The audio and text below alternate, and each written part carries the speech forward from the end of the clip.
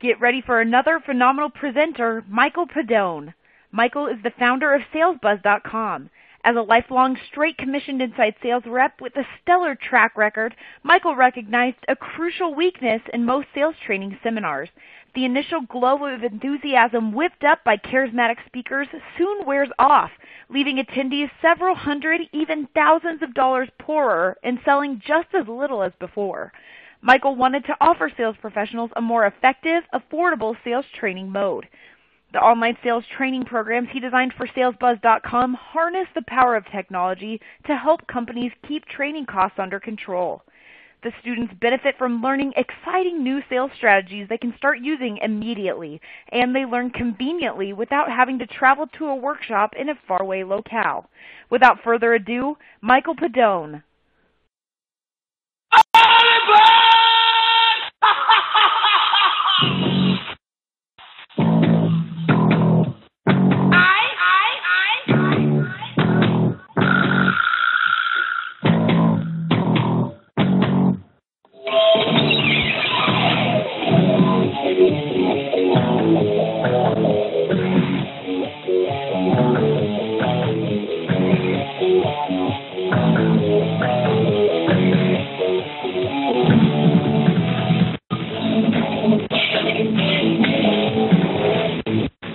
Hey guys, how's it going? It's Michael Pedone with SalesBuzz.com, and we are going to go ahead and get started here in just a moment.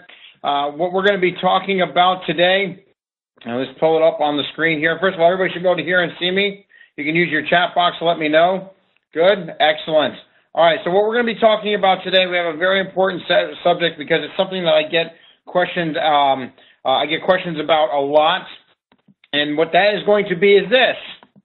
What to say on your second voicemail message. So let's just jump right on in there and go ahead and get this resolved today. So here's the question I get a lot of times. If I leave a voicemail message on my first call and I get voicemail again on my second attempt, whether it's later that day or the next day or whenever you try and reach them again, what should I say? Now, how many of you run into this? This is a question that you deal with on a regular basis or something that's on your mind on a regular basis for yourself. Quite a few of you. Okay, absolutely. So this is why we're going to talk about it today. So here's the thing. Before we answer that on how to solve that, here's what we have to do. We have to determine what type of call is it. There's going to be two types of voicemails here. It's either going to be, in this situation, where you're prospecting, what I would like to call a first-time call, right? It's either a prospecting call or a first-time call, or it's going to be a follow-up call, meaning you've spoken with them already, now you're trying to follow up with them, you've left them a message once, and now you're trying them again. That is totally different than if you're calling them for the first time and have left them a message. Do you guys understand that? Do you see the difference there? I want to make sure we're all on the same page. Okay, so in today's workshop, what we're going to be doing is this. We're going to be dealing with the prospecting, or what I prefer to call it, the first-time call. So you've called them, you've already left a message, and now you're trying to reach them again. You get voicemail again. You're going, I don't know what to say. First of all, how many of you are leaving first-time voicemail messages? When you call the first time, how many of you are leaving a first-time message? We should be leaving one every time. I know some people don't leave a message because maybe they don't get a lot of callbacks. Well, you need to go ahead and know what to say on your first-time voicemail message to increase the amount of callbacks. But don't expect 100% return calls. There are going to be times where you have to make a second, third, maybe even a fourth attempt, right? Okay, so when you're making your first-time call and you leave that message, here's the thing. First things first. Make sure you leave a voicemail message the first time. And if you don't know how to do one, you can go to our website at salesbuzz.com. There's a free webinar on demand that'll show you what to say. And actually, I'm going to show you some tips from that in today's session as well. But you want to make sure that you leave a voicemail message the first time you call them. The second you are done with that first-time voicemail message, make sure you send them an email. All right, by the way, this is all going to help you with your second call. That's why I'm going over it again, okay? So if you call the first time, you get their voicemail, it's a first-time call or a prospecting call, leave your voicemail message, immediately send an email. Now, for those of you who have taken my class before, what should the subject line of your email be when you're sending it to them? You called, you left a voicemail, now you're going to send them an email. What should your subject line be? Very good. Excellent. In the subject line, you want to just put one word, voicemail. That's it, right? Because when they get back from lunch or they get back from the meeting or whatever, they open up their email, they see that in the subject line, voicemail, they're going to want to know who did they miss a call from while they were away. They're going to pop it open. Excellent. Now, there's one more step you want to do after you leave your first-time voicemail message and you send an email. And that is, why not send them a LinkedIn connection request? Why not get 3 touches while you're dealing with that account? Within a matter of 60 seconds, you can have 3 touches, right? You leave a voicemail message, you send an email, your email template should already be pre-written in your CRM, so it only takes a second to pop that out, and then you quickly pull up their profile on LinkedIn, submit a connection request. In the connection request, for the reason for it, you could actually put part of your voicemail message. Hi, Sean, Michael Pedone, salesbuzz.com, just left you a voicemail regarding, and then you put that hot button in there, and you say, I'd like to connect with you on LinkedIn as well, and send it off. So those are 3 quick things that we can do on our first time when we're contacting for the first time. We get voicemail, send an email, do the LinkedIn connection request. Okay, great. Now, some time goes by, either later it's that day or the next day, maybe whether they've accepted your connection request or not, the one thing, whether they responded to your email or not, the one thing we know is we haven't heard from them, they haven't called us back. We want to go after them again. We want to give them a second chance. We want to try it again. So what do we do? What do we say if we go ahead and get voicemail? The problem is this. Most salespeople, when they're making that second attempt, there's a little trepidation, right? They're calling it, all of a sudden they get voicemail, and they're literally figuring out in that 5-second spot that they have before the beep goes off of what to say. Am I right? You're like going, oh gosh, what do I say? What do I say? What do I say? Beep. And you're like, and then all of a sudden Captain Wingett shows up. Right? Okay. Sounds like, have I been there before? This happens on a regular basis, right? We're jiving, as Sean says. Very cool. All right, so here's the thing. Top salespeople will know exactly what to say before they pick that phone up. And it's not something that they have to sit there at their desk and ponder. It's a game plan, a playbook that you'll have that if you're making a first-time call, you know exactly what to say if you get gatekeeper voicemail or get the prospect. You're making a second attempt, first-time call or prospecting call, you're going to know exactly what to say if you get gatekeeper, voicemail, or prospect. I'm going to show you exactly what to say on your second voicemail. That'll take the pressure off you. We'll actually go ahead and re-hit some hot buttons for your prospects and increase the likelihood of them calling you back. So with that being said, before we get into what your second call should be, for those of you that haven't taken my voicemail strategies webinar, let me quickly recap for you. I have 3 primary templates, if you will, for my first-time voicemail message. The first one is I call it a cold call template, right? This is somebody that is not raising their hand. You're doing a straight-up cold call. You contact them. You start with prospect's name. This is your name, your company, and you jump right in there and you say, reason for my call, have an idea on how to possibly help you avoid, and now you mention specifics of a common pain.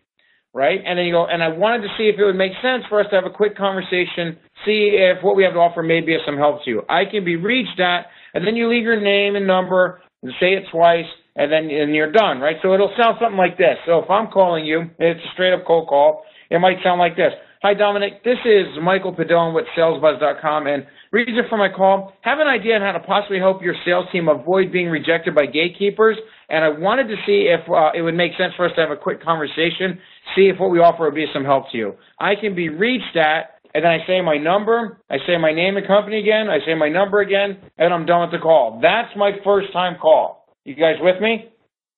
You see how that works? Okay, that would be like a cold call template. You can create something like that for yourself. You should have something like that for yourself. The second one, and again, I'm going over, I'm getting some questions here, so I'm going to get to the second call attempt. I want to set the basis of what your first-time call should be because we're going to build on that for the second one. All right? Lucas, I see that. Nice. All right, so the second one is this. It's called the referral template. Maybe this is a lead that you worked for a referral, or maybe one of your clients referred to you, or you contacted one of your clients and you did some referral prospecting. You got some names. Maybe you sell to corporations that have multiple locations. Maybe you helped one location and then you found out the name of the person at another location. It could be any one of those things, right? So you start with their name. Hi, John, Michael Pedone, salesbuzz.com. I was speaking with, and now you mention the referral person's name over at the referral person's company or department regarding how we helped him or her cut, reduce, avoid, and then you throw in the common pain or concern. And he or she mentioned I should give you a call. I can be reached at, and you leave your number, again, your name, your company, your number. Okay, good. These are all first-time ones, right? With that being said, there's one more that I want you to make sure you have in your toolkit. It's called the competition template. It works like this. Hi, Jack, Michael Pedone, salesbuzz.com. We recently helped Inside Sales, Sugar CRM, and Salesforce show their inside sales team how to avoid call reluctance while at the same time improving their close rates. Wanted to see if it might be something you'd possibly be interested in knowing a little bit more about as well. I can be reached at, and then you leave your number, again, your name, your number, and your company name, right? Okay, so there's 3 templates that you should have in your toolkit for your first-time calls. Cold call, referral, competition template. Depending on the type of lead that you're calling, that's the type of message you're going to be leaving on your first-time voicemail messages. Okay, you also send an a LinkedIn connection request. Great. Now, they don't call you back. What do we say on our second voicemail message? That's why we're here. Let me show you how simple this is. I'm going to take all the pressure off you. It's going to be very simple. Here's what you say on your second voicemail message when you're calling them for a second time. Hi, Jack. Michael Pedone, salesbuzz.com. Reason for my call. Left you a voicemail message the other day regarding how we recently helped. And then if it's the competition template, I go and I repeat exactly what I said a day ago or 2 days ago or earlier in the day or earlier last week, whatever it is. But this is my intro line. And it makes it really easy. Reason for my call, left your voicemail message the other day regarding how we recently helped Sugar CRM, Inside Sales, and Salesforce help their inside sales team reduce their call reluctance and improve their close rate. And if this is something that might be important to you, if I catch you at a good time, I'd like to see if this would be something we can help you with as well. I can be reached at, you leave your name and number again twice, you follow it up with a second email. Isn't that easy? You have to understand, this is something that our prospects are extremely busy. They're getting pulled in 10 different ways, probably getting pulled in 100 different ways. So what we want to do is we want to have something there that we hit the hot button, we know what our email is, right? And then if we have to make that second attempt, it's really simple. Reason for my call, left your voicemail the other day regarding, and then you hit those hot buttons again. Cool? And sure, so the email, so when you're sending an email, I would go ahead, you can either put second voicemail, or sometimes I put, should we still discuss? Right, with a question mark. And then when they open it up, it says, hey, Jack, Michael Pedone, I just left your voicemail again regarding, and then right away I go right into the hot button. And I end it, is this something we should still discuss? Question mark.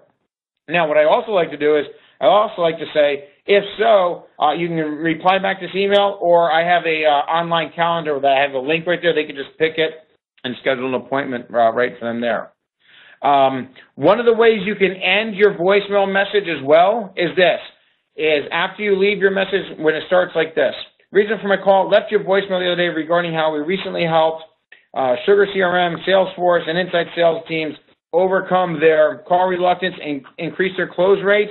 I'm going to send you an email. If it's easier for you to respond that way, great. Otherwise, you can reach me at, and then you put your number right then and there, and you can end the call that way. Real easy peasy. You guys like that?